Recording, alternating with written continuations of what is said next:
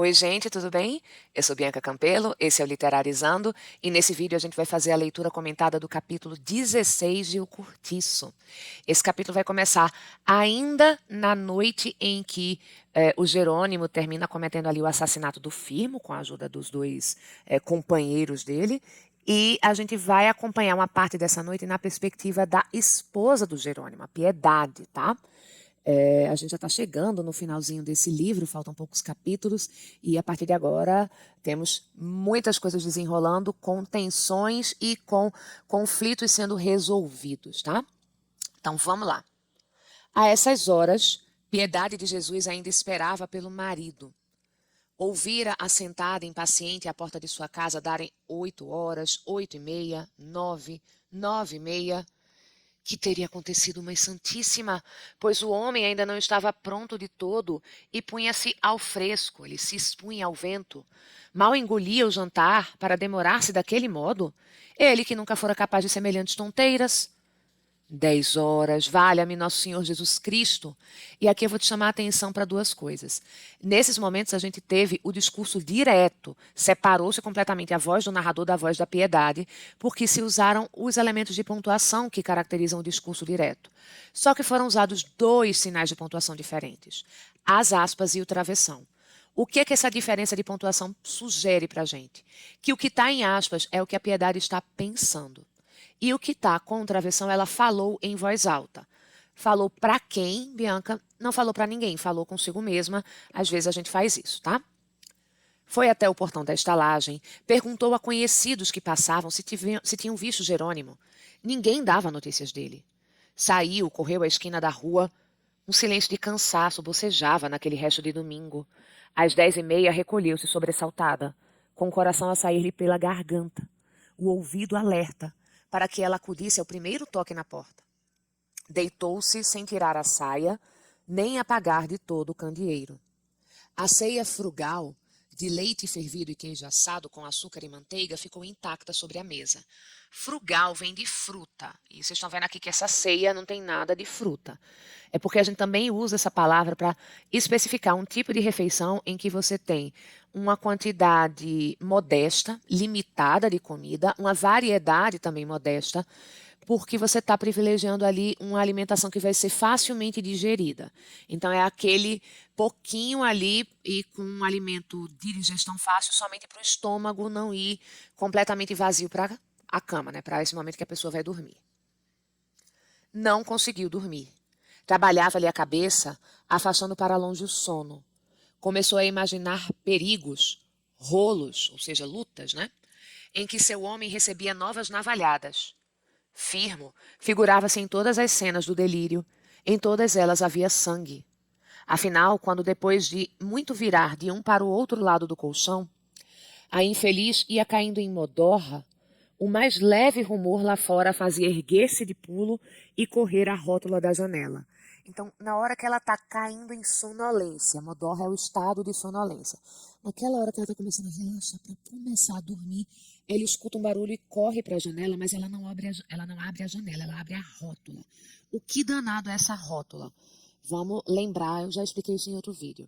Você vai ter a janela feita de madeira com grades, então ela não vai ser uma coisa inteiramente fechada aqui, ela vai ter grades. E por trás, acoplada a essa janela, é que você tem a prancha de madeira que fecha tudo. Então as pessoas, elas tinham nesse tipo de estrutura, duas possibilidades. Você podia abrir a janela e fica ali a esquadria toda aberta, sem nenhuma limitação entre a parte externa e a parte interna da casa. Ou então você pode deixar a parte das grades fechada, que vai ser a parte chamada de janela mesmo, e você abre apenas a rótula. E aí, com esse postigozinho, essa rótula aberta, a pessoa que está dentro da casa consegue, com mais discrição, ver o que está acontecendo lá de fora, com mais segurança também, porque a janela não estando aberta, tendo essa proteção dessas grades de madeira, uma pessoa não vai conseguir entrar, tá certo? É por isso que ela está tendo esse cuidado de abrir a rótula e não a janela. Está de noite, ela está sozinha e está chovendo também, né? Então, você tem uma limitação ali nesse espaço, nessa brecha que você está abrindo para o ambiente externo. Mas não era o cavouqueiro da primeira, nem da segunda, nem de nenhuma das vezes. Quando principiou a chover, Piedade ficou ainda mais aflita. Na sua sobreexcitação, afigurava-se-lhe agora que o marido estava sobre as águas do mar, embarcado, entregue unicamente à proteção da Virgem em meio de um temporal medonho. Isso ela está imaginando. Afigurava-se-lhe aqui tem o sentido de se construir essa imagem, essa figura, mas quase vindo ali numa forma de delírio, de imaginação. Ela está tão aflita que é como se para ela, nessa água toda que está caindo, Jerônimo fosse uma pessoa que está perdida no meio do mar. Ajoelhou-se de frente do oratório e rezou com a voz emaranhada por uma agonia sufocadora. A cada trovão redobrava o seu sobressalto. E ela, de joelhos, os olhos fitos na imagem de Nossa Senhora, os olhos ali, né, fixados na imagem de Nossa Senhora, sem consciência do tempo que corria, arfava soluçando. De repente, ergueu-se muito admirada de se ver sozinha, como se só naquele instante dera pela falta do marido a seu lado. Olhou em torno de si espavorida, apavorada, com vontade de chorar, de pedir socorro. As sombras espichadas em volta do candeeiro, tracejando trêmulas pelas paredes e pelo teto, pareciam querer dizer-lhe alguma coisa misteriosa. Essas sombras, elas estão esticadas, né? São aquelas sombras muito longas por conta da posição do candeeiro e a qualidade da luz. Um par de calças dependurado à porta do quarto, com um paletó e um chapéu por cima, representou-lhe de relance o vulto de um enforcado, a mexer com as pernas. Benzeu-se. Quis saber que horas eram e não pôde. Afigurava-se-lhe terem decorrido já 3 dias, pelo menos, durante aquela aflição.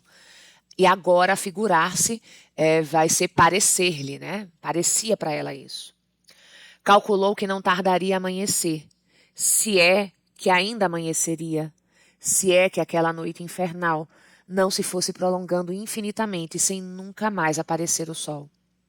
Bebeu um copo de água bem cheio, apesar de haver pouco antes tomado outro, e ficou imóvel de ouvido atento, na expectativa de escutar as horas de algum relógio da vizinhança.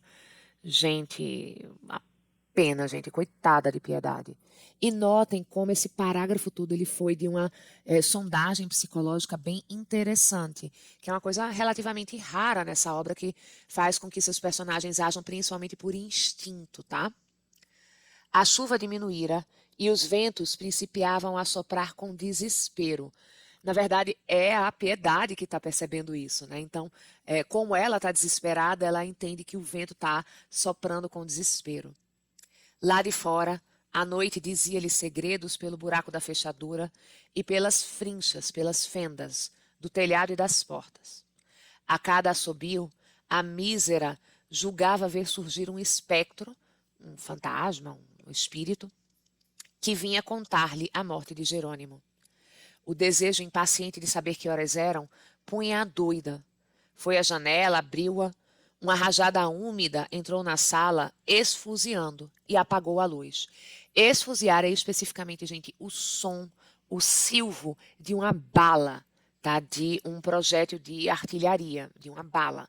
Então, não é à toa que ele escolheu essa palavra para falar desse som do vento, porque esse vento ele entra muito rápido, ele entra com violência, sendo capaz de apagar a luz do candeeiro, e ele vai ter essa noção de perigo que está rondando toda essa noite para Piedade. Piedade soltou um grito e começou a procurar a caixa de fósforos aos esbarrões, sem conseguir reconhecer os objetos que tateava. Esteve a perder os sentidos. Ela quase desmaiou. Afinal, achou os fósforos, acendeu de novo o candeeiro e fechou a janela. Entrara ali um pouco de chuva em casa. Sentiu a roupa molhada no corpo. Tomou um novo copo d'água. Um calafrio de febre, percorreu-lhe a espinha e ela atirou-se para a cama, batendo o queixo, e meteu-se debaixo dos lençóis, a tiritar de febre, a tremer de febre. Olha, não parece que a Piedade aqui está tremendo de febre porque ela ficou doente, né? Muito pouco tempo de quando ela ficou ali molhada e à mercê do vento para quando ela começa a ficar com febre. Parece que isso aqui é muito mais um sintoma psicológico, que ela está somatizando, expressando no corpo uma parte dessa aflição psicológica que ela está vivenciando. Veio de novo a modorra, a sonolência, Fechou os olhos, mas ergueu-se logo, assentando-se no colchão.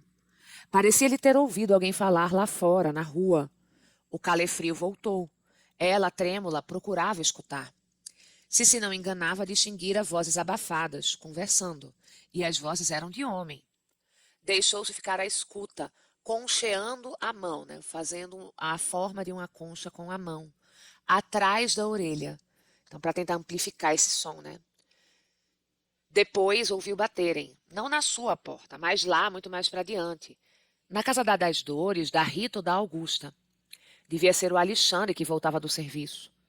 Quis ir ter com ele e pedir-lhe notícias de Jerônimo. O calefrio, porém, obrigou-a a ficar debaixo das cobertas. Gente, se Piedade levanta, era Jerônimo mesmo. É a hora que ele está chegando na casa da Rita Baiana. Vão imaginando o BO que ia ter dado. Mas não deu, ela ficou na cama. Às 5 horas, levantou-se de novo com um salto. Já havia gente lá fora, com certeza. Ouvira ranger a primeira porta. Abriu a janela, mas ainda estava tão escuro que se não distinguia patavina. Você não conseguia enxergar nada, diferenciar nada. Era uma preguiçosa madrugada de agosto. Então, olha só, final de inverno, né? Nebulosa, úmida, parecia disposta a resistir ao dia. Ó, senhores, aquela noite dos diachos não acabaria nunca mais? Entretanto, adivinhava-se que ia amanhecer. Piedade ouviu dentro do pátio, do lado contrário à sua casa, um zum-zum de duas vozes cochichando com interesse. Virgem do céu, dir-se-ia a voz do seu homem. E a outra era a voz de mulher, credo.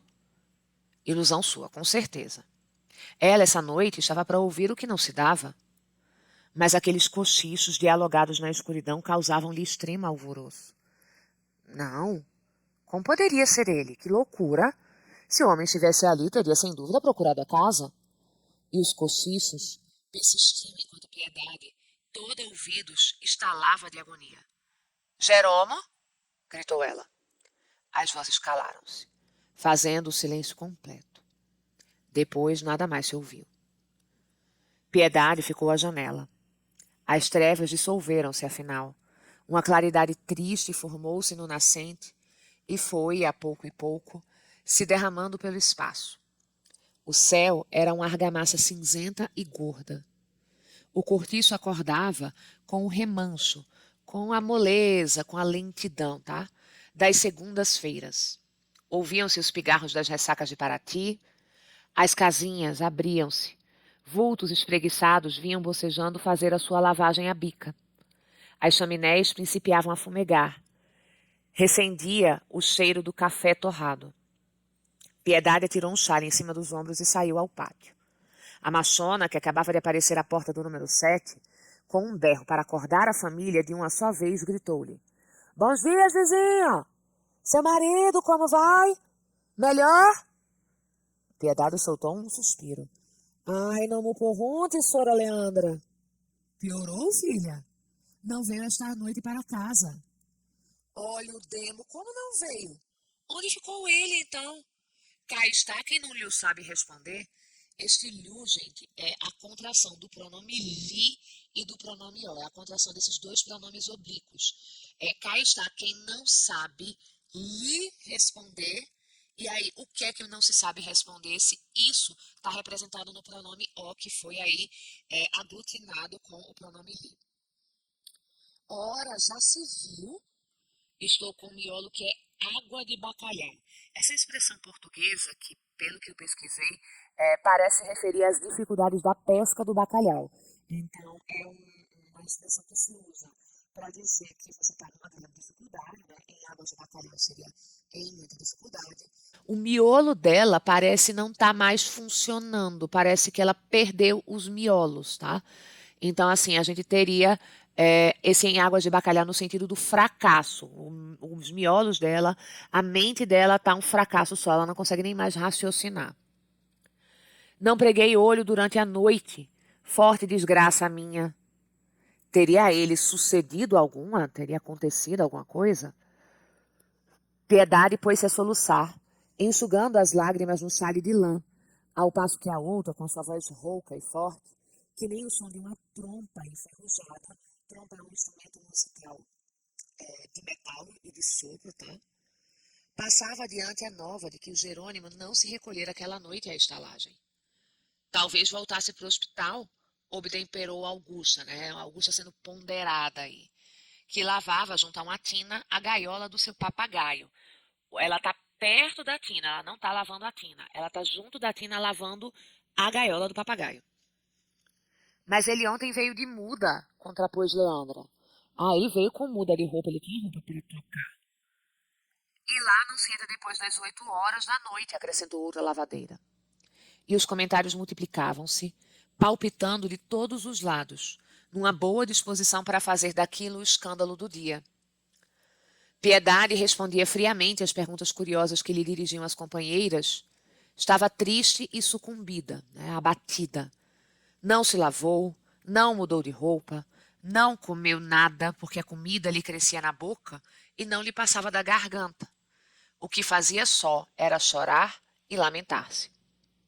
Forte desgraça minha, repetia a infeliz a cada instante.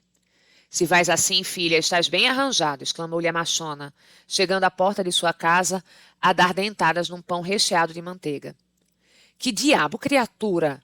O homem não te morreu para estares agora aí a carpir desse modo, a lamentar desse modo. Sei-o lá se me morreu, disse Piedade entre soluços. Vi tanta coisa esta noite. Ele te apareceu nos sonhos? Perguntou Leandra com assombro. Nos sonhos não, que não dormi, mas vi a modos que fantasmas. E chorava. Ai, credo, filha! Estou desgraçada. Se te apareceram almas, dê certo. Então, a Leandra está aqui concordando. Olha, se o que você viu foram almas, então é certo isso, que o Jerônimo morreu. Mas põe fé em Deus, mulher. Não te rales desse modo, não te atormentes desse modo, que a desgraça pode ser maior. O choro puxa muita coisa. Então, o conselho é para você não chorar, porque o choro provocaria coisas ruins. Ai, o meu rico homem. E o mugido lúgubre. Lúgubre é tristonho. Mugido aí é realmente o som que as vacas, os bois fazem. Então a gente tem a zoomorfização da piedade quando se diz que o som que está saindo dela é um mugido lúgubre, tá? E o mugido lúgubre daquela pobre criatura abandonada antepunha à rude agitação do cortiço uma nota lamentosa e tristonha de uma vaca chamando ao longe, perdida ao cair da noite num lugar desconhecido e agreste. Agreste, gente, é selvagem nesse contexto aqui, tá? Mas o trabalho aquecia já de uma ponta a outra da estalagem. Ria-se, cantava-se, soltava-se a língua. Olha, a metáfora aí para falar que as pessoas começaram a falar muito, né? Como se a língua tivesse presa, e a metáfora está no verbo, né? O formigueiro assanhava-se com as compras para o almoço. Os mercadores entravam e saíam, a máquina de massas principiava a bufar. E Piedade, assentada à soleira de sua porta, paciente e ululante, uivante, né? Como um cão que espera pelo dono, maldizia a hora em que saíra da sua terra e parecia disposta a morrer ali mesmo, naquele limiar de granito, onde ela, tantas vezes, com a cabeça encostada ao ombro do seu homem, suspirava feliz, ouvindo gemer na guitarra dele os queridos fados de além-mar. E Jerônimo não aparecia.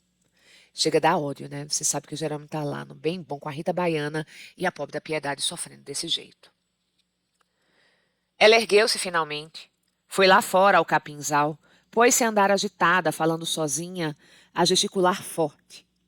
E nos seus movimentos de desespero, quando levantava para o céu os punhos fechados, dir-se-ia que não era contra o marido que se revoltava, mas sim contra aquela amaldiçoada luz alucinadora, contra aquele sol crapuloso. Crapuloso, gente, é libertino, devasso, tá? É aquele que se excita sexualmente de maneira muito fácil, tá? E é movido por essa excitação. Contra aquele sol crapuloso que fazia ferver o sangue aos homens e metia-lhes no corpo luxúrias de bode. Olha que Piedade está atribuindo a culpa da mudança de Jerônimo ao meio físico. Parecia rebelar-se contra aquela natureza alcooviteira. Então, a Piedade parece estar se rebelando contra a natureza do Brasil. E essa natureza é alcooviteira.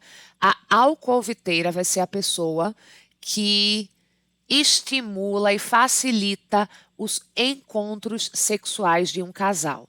Especificamente encontros sexuais, tá, gente? Aquela natureza alcoviteira que lhe roubara o seu homem para dá-lo a outra, porque a outra era gente do seu peito e ela não. Presta atenção nisso, que está começando a surgir aqui uma questão de rivalidade nacionalista, agora entre a Piedade e a Rita Baiana, tá? E mal dizia, soluçando, a hora em que saíra da sua terra, essa boa terra cansada, velha como que enferma, essa boa terra tranquila, sem sobressaltos nem desvarios de juventude. Sim, lá os campos eram frios e melancólicos, de um verde alourado e quieto, e não ardentes e esmeraldinos e afogados em tanto sol e em tanto perfume como deste inferno. Olha que a gente está aqui num discurso indireto livre sobre a piedade pensando sobre o Brasil, né?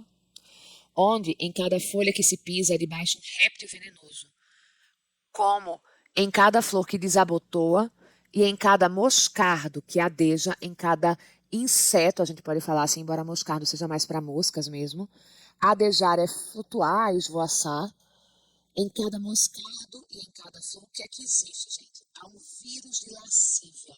Lascívia é sensualidade. Lá nos saudosos campos da sua terra, não se ouvia, em noites de lua clara, roncar a onça e o maracajá. Maracajá é um gato do mato, tá? Nem pela manhã, ao romper do dia, rilhava o bando truculento das queixadas. Queixada é um tipo de porco do mato, um porco selvagem, que essa espécie que tem esse nome, queixada, ela tem esse nome porque ela faz um barulho característico batendo os queixos como uma forma de anunciar um comportamento ameaçador, para enunciar um ataque, se, por exemplo, o inimigo não se afastar. Lá não varava pelas florestas a anta feia e terrível, quebrando árvores. Lá a cascavel não chocalhava a sua campainha fúnebre anunciando a morte. Nem a coral esperava traidora o viajante descuidado para lhe dar o bote certeiro e decisivo. Lá o seu homem não seria atrapalhado pelo ciúme de um capoeira. Lá Jerônimo seria ainda o mesmo esposo, casto, silencioso e meigo. Seria o mesmo lavrador triste e contemplativo. Como o gado que à tarde levanta para o céu, de opala, o seu olhar humilde, compungido e bíblico. O céu de opala é um céu de cor leitosa, então você fica imaginando aí com muitas nuvens, tá? E esse olhar, ele é compungido, ele é comovido e é um olhar que foi caracterizado também como bíblico, então como um olhar santo, um olhar puro. Maldita a hora em que ela veio. Maldita, 1000 vezes maldita. Olha o discurso indireto livre, isso é piedade pensando. E, tornando a casa, piedade ainda mais se enraivecia, porque ali, defronte, no número 9, a mulata baiana, a dançadeira de chorado, a cobra assanhada, cantava alegremente, chegando de vez em quando à janela para vir soprar fora a cinza da fornalha do seu ferro de engomar. E aí deixa eu te explicar que história é essa. Os ferros de passar roupa, gente, dessa época, você vai encontrar várias imagens no Google. Eles são um trambolho, eles são bem grandes, bem pesados, porque são feitos de ferro, né, fundido. E eles têm esse peso também porque eles têm um compartimento oco para você colocar carvão lá dentro. Então você tinha essa portinhola, você lá dentro colocava o carvão em brasa, fechava aquilo ali. E esse carvão em brasa vai esquentar a chapa de metal e é isso que vai fazer com que esse ferro seja funcional, porque precisa do calor, né? Então vem daí. A Rita Baiana, nesse momento, ela está limpando justamente essa câmara em que você tem a queima do carvão e ela está jogando essas cinzas fora. Olhando de passagem para a direita e para a esquerda, a afetar, a simular indiferença pelo que não era da sua conta, e desaparecendo logo sem interromper a cantiga, muito embebida no seu serviço. Ah, essa não fez comentários sobre o estranho procedimento de mestre Jerônimo, nem mesmo quis ouvir notícias dele. Pouco arredou o pé de dentro de casa, e nesse pouco que saiu foi às pressas e sem dar trela a ninguém. Nada que as penas e desgostos não punham a panela no fogo. Esse é o pensamento da Rita Baiana. É a Rita Baiana quem está dizendo que os sofrimentos e os desgostos não põem a panela no fogo. Não é isso que vai garantir ali o sustento dela, então ela dá uma engolida no choro, né? Entretanto, ela estava bem preocupada. Apesar do alívio que lhe trouxera ao espírito a morte do Firmo, então esse ela é a Rita Baiana, é ela quem sabe que o Firmo já morreu, e a despeito do seu contentamento de passar por uma vez aos braços do cavouqueiro, um sobressalto vago e opressivo esmagava-lhe o coração e matava-a de impaciência por atirar-se à procura de notícias sobre as ocorrências da noite. Tanto assim que, às 11 horas, mal percebeu que Piedade, depois de esperar em vão pelo marido, saía aflita em busca dele, disposto a ir ao hospital, à polícia, ao necrotério, ao diabo, contanto que não voltasse sem algum esclarecimento. Ela atirou logo o trabalho para o canto, enfiou uma saia, cruzou o chale no ombro e ganhou o mundo, também disposta a não voltar sem saber, tintim por tintim, o que havia de novo. Então, gente, notem que as duas estão indo, cada uma, tentar saber notícias do Jerônimo, tentar saber notícias a mais sobre o que está se comentando da morte do Firmo também, no caso da Rita Baiana, tá? Foi cada uma para seu lado e só voltaram à tarde, quase ao mesmo tempo, encontrando o Cortiço cheio já e assanhado com a notícia da morte de Firmo e do terrível efeito que esta causara no Cabeça de Gato, onde o crime era atribuído aos carapicus, contra os quais juravam-se extremas vinganças de desafronta. Desafronta aí é desforra, né? De desconto mesmo. Essa vingança é para descontar o que os outros fizeram antes. Soprava de lá, rosnando, um hálito morno de cólera mal sofrida, né? Agitada. Então é uma raiva muito agitada. E sequiosa, sedenta, que crescia com a aproximação da noite e parecia sacudir no ar ameaçadoramente a irrequieta flâmula amarela. Vamos lembrar que o símbolo ali do Cortiço Cabeça de Gato é a bandeira amarela. E os carapicus, eles usam a bandeira vermelha para identificar o cortiço, tá? O sol descambava para o ocaso. Ocaso é o poente, é o pôr do sol, é o crepúsculo, tá? Indefeso e nu, tingindo o céu de uma vermelhidão pressaga e sinistra. Aqui o narrador está atribuindo para as cores do céu essa antecipação dessas más notícias. É pressaga. Você tem ali um mau agouro, um anúncio de que o futuro não vai ser muito bom. Piedade entrou carrancuda na estalagem. Não vinha triste, vinha enfurecida. Soubera na rua a respeito do marido mais do que esperava. Soubera, em primeiro lugar, que ele estava vivo, perfeitamente vivo, pois fora visto aquele mesmo dia mais de uma vez no Garnizé e na Praia da Saudade, a vagar macambúzio, silencioso. Soubera, por intermédio de um rondante amigo de Alexandre, ou seja, um policial que fica andando por certo percurso fazendo a ronda, que Jerônimo surgira de manhãzinha do Capinzal, perto da pedreira de João Romão. Então ele surgiu, parece que ele brotou ali do Capinzal e é onde ele estava o tempo todo, que ele saiu ali do Capinzal, tá? O que fazia crer viesse ele naquele momento de casa, saindo pelos fundos do cortiço. Soubera ainda que o cavouqueiro fora à ordem buscar a sua caixa de roupa e que na véspera estivera a beber à farta na venda do Pepé, de súcia com o Zé Carlos e com o Pactaca, e que depois seguiram para os lados da praia, todos três mais ou menos no gole, todos três mais ou menos bêbados. Sem a menor desconfiança do crime, a desgraçada ficou convencida de que o marido não se recolhera aquela noite à casa porque ficara em grossa pândega com os amigos, e que, voltando tarde e bêbado, dera-lhe para meter-se com a mulata que o aceitou logo. Pudera, pois se havia muito, a deslambida não queria outra coisa, né? Sem vergonha, né? Com essa convicção, inchou-lhe de súbito por dentro um novelo de ciúmes, e ela correu incontinente para a estalagem, certa de que iria encontrar o homem e despejaria contra ele aquela tremenda tempestade de ressentimentos e despeitos acumulados, que ameaçavam sufocá-la se não rebentassem de vez. Atravessou o cortiço sem dar palavra a ninguém e foi direito à casa. Contava encontrá-la aberta, e a sua decepção foi cruel ao vê-la fechada como a deixara. Pediu a chave à machona, que ao entregá-la inquiriu sobre Jerônimo e pespegou-lhe ao mesmo tempo a notícia do assassinato de Firmo. Pespegar é colocar com violência. Então, a maneira como a declaração da morte do Firmo, né, a notícia dessa morte foi dada à Piedade, foi repentina e, assim, foi na lata, na cara, e foi chocante para a Piedade saber isso. Com essa nova, é que Piedade não contava. Ficou lívida, né? Ela ficou pálida. Um pavoroso pressentimento varou-lhe o espírito como um raio. Afastou-se logo, com medo de falar, e foi trêmula e ofegante que abriu a porta e meteu-se no número 35. Atirou-se a uma cadeira. Estava morta de cansaço, não tinha comido nada esse dia e não sentia fome.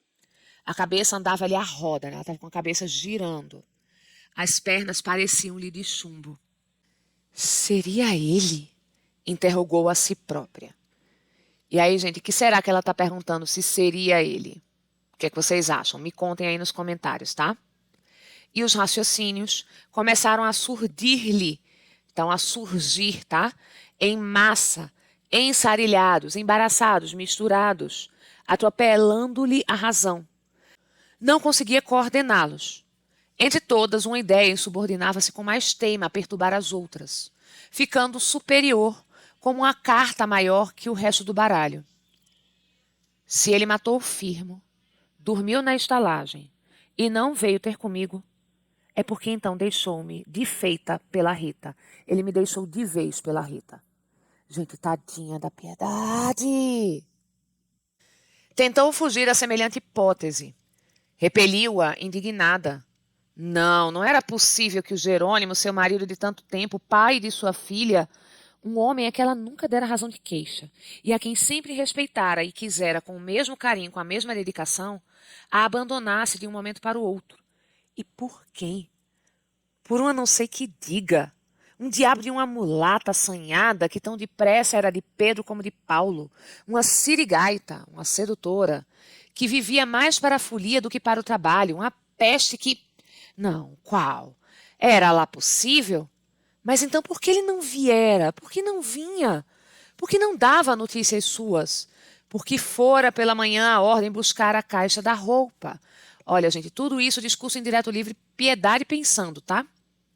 O Roberto, Papa Defuntos, dissera-lhe que o encontrara às 2 da tarde, ali perto, ao dobrar da rua Bambina, e que até pararam um instante para conversar. Com mais alguns passos teria chegado à casa. Seria possível, santos do céu, que o seu homem estivesse disposto a nunca mais tornar para junto dela? Nisto entrou a outra, acompanhada por um pequeno, descalço. Então, um menino, uma criança do sexo masculino, por conta dessa flexão, e ele está descalço, né? Vinha satisfeita. Estivera com Jerônimo, jantaram juntos numa casa de pasto, né? Numa casa de refeições, um restaurante simples.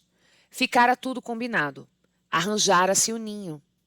Não se mudaria logo para não dar que falar na estalagem, mas levaria alguma roupa e os objetos mais indispensáveis, e que não dessem na vista por ocasião do transporte. Voltaria no dia seguinte ao cortiço, onde continuaria a trabalhar. À noite, iria ter com um novo amante. E no fim de uma semana, zás, fazia-se a mudança completa e adeus, coração. Por aqui é o caminho. O cavouqueiro, pelo seu lado, mandaria uma carta a João Romão, despedindo-se do seu serviço, e outra mulher, dizendo com boas palavras que, por uma dessas fatalidades de que nenhuma criatura está livre, deixava de viver em companhia dela, mas que lhe conservaria a mesma estima e continuaria a pagar o colégio da filha. Quem é que vai acreditar nessa promessa que ele vai pagar o colégio da menina, gente? E, feito isso, pronto. Entraria em vida nova, senhor da sua mulata, livres e sozinhos, independentes, vivendo um para o outro numa eterna embriaguez de gozos. Mas, na ocasião em que a baiana, seguida pelo pequeno, passava defronte da porta de Piedade, esta deu um salto da cadeira e gritou-lhe: "Faz favor!" "Que é?" resmungou Rita, parando sem voltar senão o rosto e já a dizer no seu todo de impaciência que não estava disposta a muita conversa. "Diga-me uma coisa", inquiriu aquela. "Você muda-se?" Então, assim, você está de mudança agora, nesse momento? A mulata não contava com semelhante pergunta assim a queima-roupa. Ficou calada, sem achar o que responder. Muda-se, não é verdade? Insistiu a outra, fazendo-se vermelha. E o que tem você com isso? Mude-me ou não, não lhe tenho de dar satisfações. Meta-se lá com a sua vida? Ora essa. Com a minha vida é que te meteste tu, cigana. A expressão aqui, gente, ela vem de um sentimento xenofóbico, racista, de um estereótipo mesmo. Isso vai atribuir para o povo cigano uma característica de não serem confiáveis. Vai se dizer que os ciganos eles costumavam enganar pessoas. Inclusive, um dos métodos que se vai dizer que é de enganação é a coisa da previsão, né? De ler a mão da pessoa e prever o futuro, ler a bola de cristal e prever o futuro, tá? Mas aqui ela está falando dessa pessoa que é enganosa, interesseira de um jeito mais amplo, tá? Com a minha vida que te meteste tu, cigana, exclamou a portuguesa, sem se conter e avançando para a porta com ímpeto. Hein? Repete, cutruca ordinária. Cutruca é mulher feia. Berrou a mulata, dando um passo em frente. Pensas que já não sei de tudo? Maleficiaste-me o homem. Malefício, gente, é o equivalente a feitiço, tá? E evidentemente um feitiço que provoca o mal, tá? E agora carregas-me com ele. Que a má coisa te saiba. É o diabo, tá? Cabra do inferno. Cabra é uma expressão pejorativa para falar de pessoas mestiças, tá? E é nesse sentido que está sendo usada aqui. Mas deixa de estar que hás de amargar o que o diabo não quis. Quem te jura sou eu. Pula cá fora, perua choca, se és capaz. Rita Baiana chamou para a briga. Chamou pro pau agora. Vamos para a briga. Vem. Se você for capaz, vem aqui. Em torno da Rita já o povaréu se reunia alvoroçado. As lavadeiras deixaram logo as tinas e vinham com os braços nus cheios de espuma de sabão estacionar ali ao pé, formando roda, silenciosas, sem nenhuma delas querer meter-se no barulho. Os homens riam e atiravam chufas às duas contendoras, como sucedia sempre quando no cortiço qualquer mulher se disputava com outra. Elas são contendoras porque elas são lutadoras. E chufa, gente, é uma zombaria, tá? É um xiste que vai provocar ali riso, vai zombar. É um dito malicioso que zomba das pessoas. Isca, isca, gritavam eles. Ao desafio da mulata, Piedade saltara ao pátio armada com um dos seus tamancos. Uma pedrada recebeu-a em caminho, rachando-lhe a pele do queixo, ao que ela respondeu desfechando contra a adversária uma formidável pancada na cabeça. Eu só posso dizer sobre isso uma única referência. A patinada da Eleven. Foi uma patinada da Eleven com um tamanco do século XIX, minha gente. E pegaram-se logo a unhas e dentes. Briga, briga, briga, briga, briga, as duas vão às vias de fato. Por algum tempo lutaram de pé, engalfinhadas no meio de grande algazarra dos circunstantes. João Romão acudiu e quis separá-las. Todos protestaram. A família do Miranda assomou à janela, tomando ainda o café de depois do jantar. Então, o jantar, que é aquela refeição do final da tarde, isso aqui é no final da tarde, depois estão servindo um cafezinho e aí o pessoal está na janela só vendo o circo pegar fogo, tomando café. Indiferente, já habituado àquelas cenas. Dois partidos, todavia, se formavam em torno das lutadoras. Quase todos os brasileiros eram pela Rita e quase todos os portugueses pela outra. Discutia-se com febre a superioridade de cada qual delas. Rebentavam gritos de entusiasmo a cada moça, a cada pancada que qualquer das duas recebia, e estas, sem se desunharem, sem tirar as unhas de cima uma da outra, tinham já arranhões e mordeduras por todo o busto. Gente, é briga de puxar cabelo, é briga de arranhar, é briga de dar mordida aqui na altura do busto. Quando menos se esperava, ouviu-se um baque pesado e viu-se Piedade de bruços no chão. E a Rita, por cima, escarranchada sobre as suas largas ancas, a socar-lhe o cachaço de murros contínuos. Desgrenhada, rota, ofegante, os cabelos caídos sobre a cara, gritando vitoriosa com a boca correndo sangue. Toma pro teu tabaco! Toma, galinha podre! Toma para não te meteres comigo! Toma, toma, baiacu da praia! E aí vamos entender alguns elementos de vocabulário.